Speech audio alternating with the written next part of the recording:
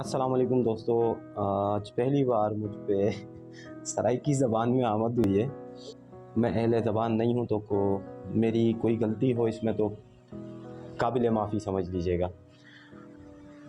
सूहा सावा नील गुलाबी रंग सारे ही सजदे ने, और मैकू वेख के हाल न पुछे, असी ओदे पीछे रुल गए ने। एक ते को यार मनावण लई, एक ते को यार मनावण लई, असी जग सारे ते फिरदे ने। और इश्क दे नेड़े शीन न जावी, इश्क दे नेड़े शीन न जावी, वे दर्द बथेरे मिलदे ने।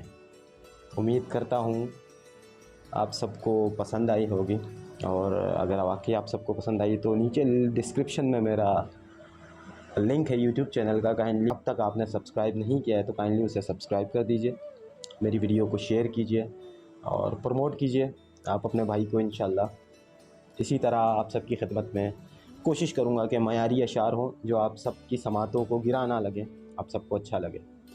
अल्लाह आप सबका हामी व नासिर हो। अस्सलाम वालेकुम। पाकिस्तान पाइंदा।